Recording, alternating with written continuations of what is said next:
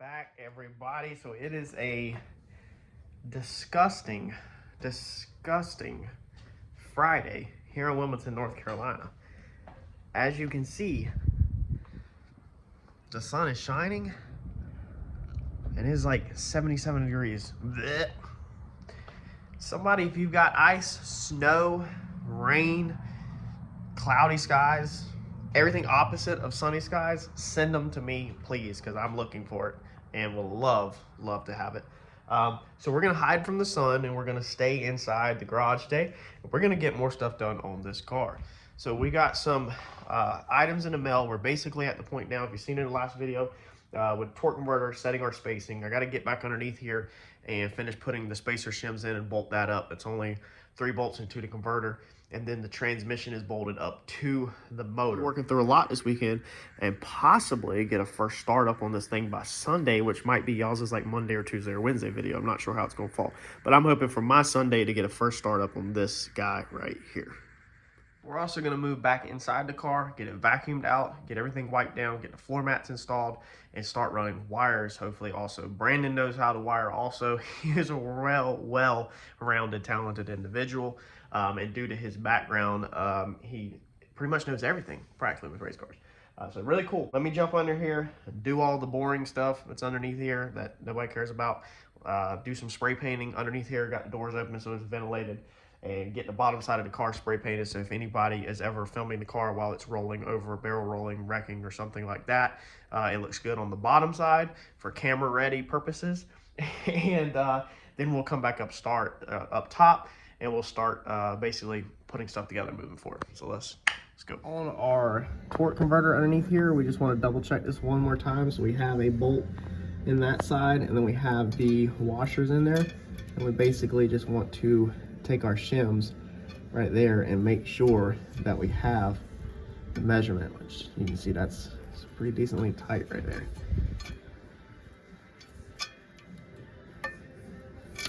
So that's going to be our 0.170. That's the thickness of this. I just measured that to confirm. So we're gonna go ahead and bolt this thing all the way up and tighten it down, and we should be good to go. All right, so I have dropped all the fuel lines back out of the car, or dropped them down. As you can see, I was working with my Ford. Now, some of these lines ran through a bar under there. I'm gonna show you here in a second from the previous setup. And I already had it hooked up from here to here, all zip ties, everything bolted in, nice and neat up to there. But I just needed to get the layout from here to here, and they were just simply snaking all through, and they weren't following the same path. Now, this is your return and your feed. So if all possible, so that it's appealing on the eye, they should be side by side following each other to the back of the car. And that wasn't my situation because it had already ran through a bar. So I'm taking the time to drop the lines back down and redo it so that the bottom side of the car is as appealing as possible for, you know, if you look underneath there. So I'm gonna zip tie these back up and then we'll go underneath the car. Setting these lines right here, you either have the feed line on the outside and the return line on the inside, or vice versa. If they're laying side by side, you're gonna have left to right. You need to pay attention to that. And if we look back here, the return line is the small one. That's on the inside towards the passenger side of the car. The feed is on the outside. So when we start up here, we're gonna do the same thing. Return is gonna be on the inside, feed's gonna be on the outside. That way they run equal together to the back.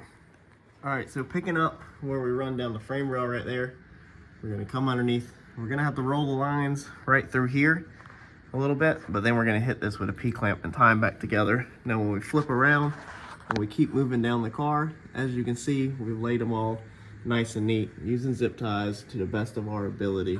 Now I don't have a ton of money and can't afford a ton of super nice stuff, but what I can do is try to make the best out of what I do have. Like I said, this was a million times sloppier. If I would have showed you this beforehand, you would have definitely understood. But I'm very happy with that now. And then over here we have got our transmission lines that run up into our transmission, and again they snake down and wrap around stuff nice and neat right onto the back of the cross member of the car.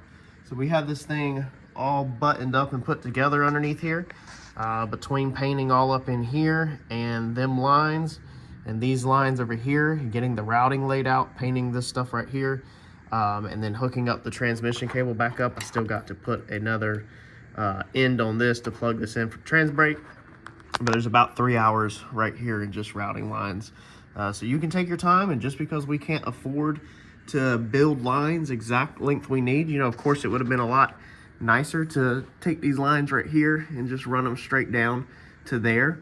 But these are nice crimp-on lines. This is a Brown and Miller -20 line. It's pretty long all the way back to the fuel cell, so that's a very expensive line.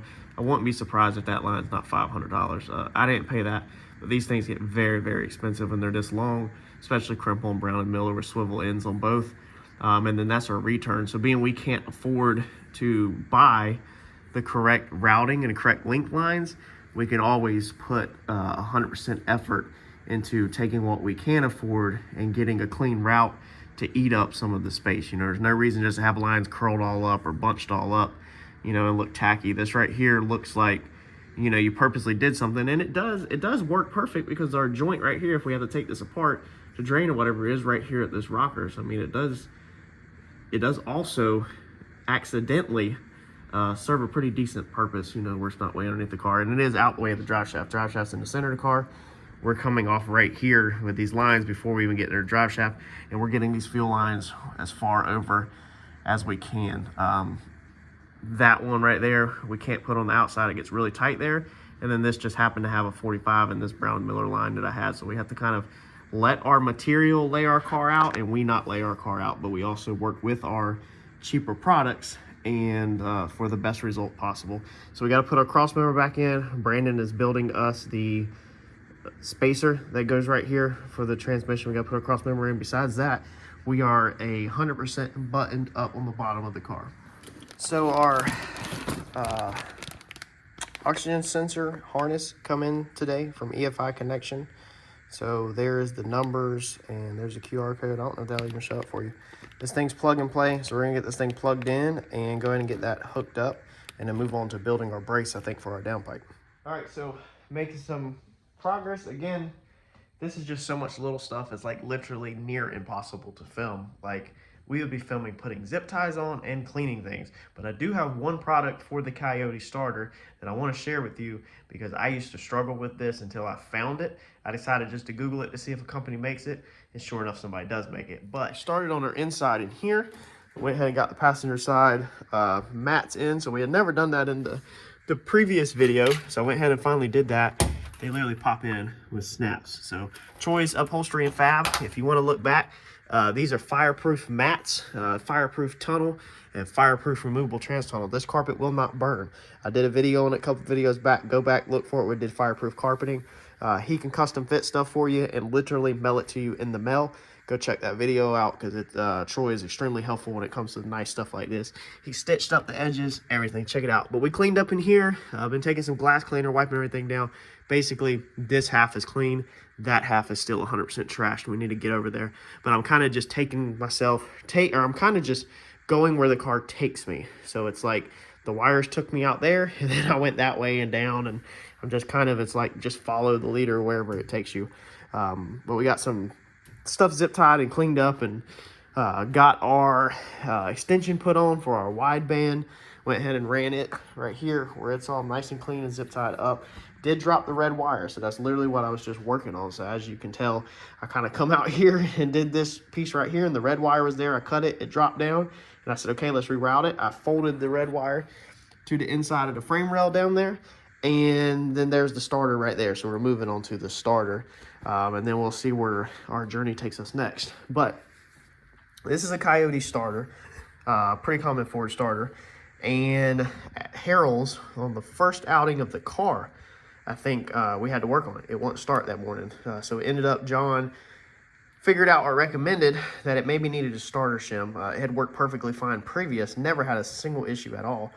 But we shimmed it. So we used these little tiny washers, and every single time I have took the starter in and out, not only did I fight with the old headers that were on here, but then I had to fight with getting these little tiny washers to stay in there in a spot that was near impossible to get to with the old headers. It was a tremendous ordeal that took about 2.5 hours to just change the starter out, including these washers and the headers and everything.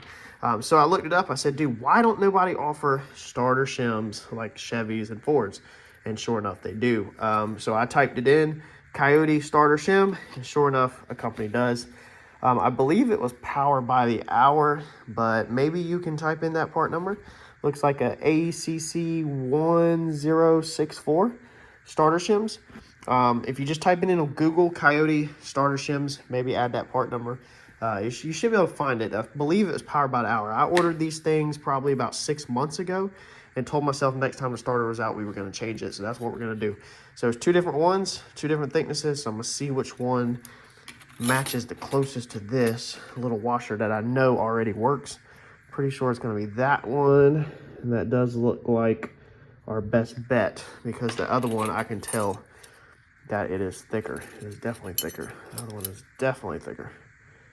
So definitely a good product if you're using a Coyote with the factory starter. You might want to go ahead and get you some in case you ever need them. That way they're just in your toolbox, and they weren't that expensive. So I'm gonna go finally get the starter put in, and man, that's pretty exciting because that little tiny area right there is buttoned up, and we can keep this thing moving. All right, we got the starter put in. That was way easier than before. So next thing we are going to put on is our low dollar sensor. We got it in our low dollar mount. I'm 99% sure it's low dollar. Yeah, I'm confident it's low dollar. So this is the back pressure sensor canister. So basically you got this canister that goes on the frame rail or mounts somewhere, and then you got a line that comes off of it. I showed you in the past. But we are going to put this in, and then we've got to make the line. Now when Brandon made the hot side, he actually did something pretty cool and put the bong in the hot side actual piping. A lot of people will drill and tap their housing, and then if you change turbos, you got to keep drilling and tapping the housing. Or if somebody wants to buy it and they don't need it for whatever reason, if that's a thing, then they'd have to plug it. Anyway, we didn't have to do nothing to the housing at all on this side. We literally put it in the hot side. That way it just stays there. So I thought that was kind of cool. So we built this mount in a past video. All it is we just welded the tab up there with some bubblegum welds, and we cut a pipe in half. I showed you how I did that. That's gonna house our canister like that right there. Now to hold the canister to it, I wanted something that looked good and didn't tacky. And the best way to do it is gonna be a hose clamp, but I didn't want just normal hose clamp. I'm very picky with this stuff, so I wanted a black hose clamp. So I searched eBay. If you search eBay for black hose clamps, you can actually get these black stainless hose clamps. Now, I don't know what this thing is coated with. It does not look like or feel like spray paint, but it very well could be spray paint. It looks like a little bit wore off right there already from shipping. However, I would much rather buy them already black than spray paint them myself. So I bought them, bought all different sizes. You can look this little kit up. It's not that much. I think it was like 15 bucks for all these black ones. So I think it looks really good. So we're gonna mount this thing up with black hose clamps. I think 2 of them, because this sensor's kind of heavy. We want to make sure it don't fall out or come undone or anything, and mount it underneath there, and then that should look really freaking good for a very budget-friendly way to do this. That's how it ends up looking mounted. Now I definitely could have turned that around to the other side and probably looked a lot cleaner, but we're gonna have fender and everything on it. You can just see it now, so that should look clean if you're underneath the car or whatever like that. And that thing is freaking solid. You can rock the whole car off of this mount. So now all we got to do is literally tomorrow. I don't think I'm gonna do it tonight. I think I'm gonna ask Brandon. Brandon's supposed to come over tomorrow and do a couple odds and ends. We gotta do these little pipes, but I think I'm gonna make sure I understand how and what flares to put on the end of this little tube, because they send you an actual tube that they want you to use, and then most people curl it up almost like a pigtail or something. So you get this stainless steel tube in the kit, and then you got some ends that you need to put on it and odds and ends like that. So I'll button that up tomorrow and make sure I don't mess that up. All right, so we just knocked out some little details up here that I want to show you, and I want to show you something else that I ordered off of eBay that I found. Some of you might know exists and some of you don't. It's a very minor touch that I think is pretty cool. You got to keep in mind that with this car, it is not all about racing for me. It never was all about racing. It never will be all about racing for me. When I started building this car, I just wanted to build this car. And the first thought in my mind, back when I got this in 2018, was to rebuild the factory motor, possibly put a turbo in the factory motor. Then my second thought was do a 351, 500 horsepower or so. and do a Procharger, and then we went to the Coyote. And as you see, we're here, it keeps progressing. But this car was always about the love of building cars, the enjoyment of getting out here in the garage and just working, jamming out the music. It's a nice, cool 58, 60 degree air out tonight, and it just feels amazing. And just enjoying your project, enjoying your build, not worrying about the race to get to the track and to get down, and just enjoying the car itself. And that's what I keep trying to put into the car and do a little bit more. All right, so we took our blue, look at that, and we did the perimeter of the spider web. Now this is the same blue as the motor, so when you look under here, hopefully it's just a touch of the blue. Now it did, being I had already put this brush on paint on, and this is actual like base coat, it did slightly like wrinkle it. So if you're gonna brush it over, it will wrinkle it, but it also kind of gave it a hammer tone. I need to touch up with like some of that gray right there come off. It's very hard to see when it's not on camera. I had to go back and touch up a couple pieces because I taped this side, I put tape on this side, brushed it from the back side up inside there like this, up inside every circle, and then pulled my tape and then touched up the stuff you can really see, and that pulled some of the black off, and I had to go back and touch it up. So I'm gonna have to touch that up. But I literally sat here, this is the color of the engine, this is the color we're using. I think this product is discontinued. You might be able to find it on eBay, but if anybody's wondered the color of the rear end, color of the engine, and now the color of the accents on the spider web, that's gonna be that. Literally did it with this little tiny paintbrush.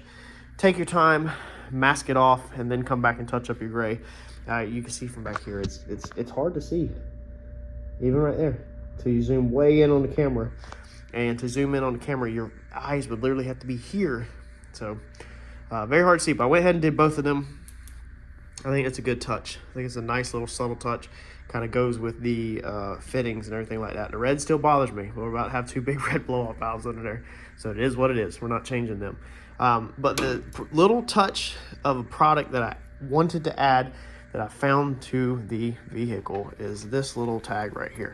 I wanted to put something on here, almost like a VIN number back. A lot of the shock towers, this shock tower actually from the factory, I think had an AC decal on it. We probably should have tried to preserve that. I think it was followed down. I don't think we could have preserved it, but I wanted to put some tag on here, like a VIN plate. Okay, so a lot of vehicles, when you pop the hood, there's normally some kind of decal often on shock towers. It's pretty commonplace to see them, or on the firewall and stuff like that. Now this car has factory VIN, and everything has always remained on the car. And then there's a couple touches on the car that I don't know if anybody's ever seen, because when I painted the car, I wasn't doing YouTube. I think I showed it, but we have all the original Comet tire inflation stickers on that, and then the other door jamb over here, we have the original VIN tags and everything, the original VINs in the dash. All the VINs are on this car. I did not leave the ones in the trunk, unfortunately. So we have the original Ford VIN tags, VIN plates. And then I was gonna redo the trunk with the spare tire decals and all that underneath it when we changed it to black, but we ended up kind of sticker bombing it. So this is what I found on YouTube, or not YouTube, on eBay. Is so you can order these built not bought tags. There's a few different variations for them, but we went with obviously the model. The year that I got this car and I started this build was 2018, so that way it's always gonna be branded. And then the number that we have on the side of this car is that we went with is the year of the car. So 74X is our time if we ever needed it. That's the year of the car. The car is a 74. Originally, it's just got small bumpers on it. And then of course we branded it by our built name, which is the Paint and Paper Hustle LLC. So we're gonna take this thing, and I think an excellent spot for it is gonna be right there. We'll just rivet it on. Some of them come with little smash rivets on them, and some don't, but I didn't really need it. I was just gonna use 1/8 pop rivets. But we're gonna rivet that on. That way when you pop the hood like this, there's a tag right there. And I think that kind of somewhat gives it the factory look. Now I wanted that tag to be smaller. I didn't quite want it to be that big, and I thought when I got it I would cut it down some, but I think we're just gonna leave it alone. It fits right in there perfectly. It doesn't overlap anything, so it looks fine. It's just a little bigger than I wanted. But a lot of the other ones, when you start Googling this stuff on eBay, if you look for custom VIN tag, custom ID tag, custom vehicle ID tag, you can look up built not bought ID tag. You can search all this stuff on eBay and get different ones. You'll notice that a lot of them have the VIN number, your make and model and everything, and it don't say built by, and it don't say number. Them were two things that I kind of wanted, you know, a unique touch for, is to have the car's number and who built it. And you can see when you're like face on it, you don't really see it, but when it flops certain directions, it's almost white right there, and then there's another direction, it's like black, like that right there. So I don't know what they do it with. It's not a sticker, it's literally like engraved or etched into there, but it's pretty cool. So we're gonna drill that out, put that on. If anybody's interested in that, I'm not sponsored or paid for them or anything. There's a bunch of different sellers. I don't even remember who I got this from. Let's see here. It was World Graphics. So that's who did it. That is their eBay link. So if you type that in on your browser, that should pull you up to it. Should say worldwide decals. It should be a decals. Yeah, that's a C. And then we paid a total of $26.70. This is something I had Brandon do for me because I still haven't learned how to weld aluminum. Is weld up this bung to our fitting for the two coolant for the heads, and then go to the radiator. So we're gonna get this thing mounted onto this little bracket that we built right here, and that's gonna take our two coolant lines into one and shoot them over there. All right, I didn't 100% like how our other lines routed. So these are Brown and Miller lines, really nice, expensive lines. And they 45 at that end, and then they went up over top of that. Now last time we had plenty of room and it wasn't tight, but where I built this mount at, I thought I built it enough this way. Anyway, they're kind of tight, but I did never like how it went over the throttle body. So what we're doing is our Evil Energy lines. So it's the same ones I did a review video on, the Evil Energy lines here. Working with that company was really nice, no issues at all. But I had some left over, so they had sent me -12, because that's the same thing our burn down tubes were. So I've put a 90 on this side, and we're gonna tuck it under the intake and up over like that. And then I can put a P-clamp right here if I wanted to go like that. I think I'm gonna just go, let's see here. I'm gonna try to go like that. I need to actually measure this one off first.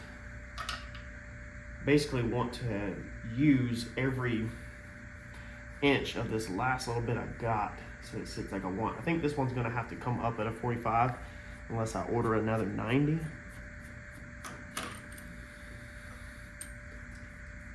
So 90 would probably look cleaner for sure. But let's see what 45 looks like. We're gonna put our straights on. And that's another thing, is I didn't like how the 45 hit 45 off of this. That kind of looked tacky. Alright, so if we do a 90, that, or 45, see the 45 is gonna be so harsh looking, even though it'll work. It's just, man, dude, if we had a 90, that right there, that's what we need. We need to order a 90 for that.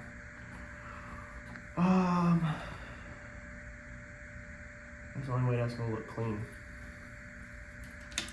So look at that. I think I do got it. I think this was, look at that. Man, it is so nice when you go to dig in the box with all the fittings and you have what you need. Man, that is amazing. That is a huge score. And it's already made up on one end. All right. So yeah, we're definitely gonna switch to the Evil Energies on this. These are water line, coolant lines. They don't see fuel or anything like that. But even so, these Evil Energy lines are supposed to be perfectly fine for fuel and all that.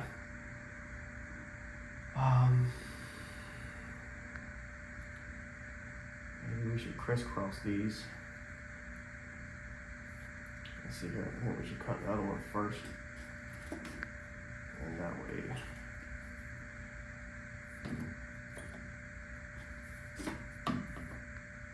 Nope, won't look good crisscrossed. Ain't no way.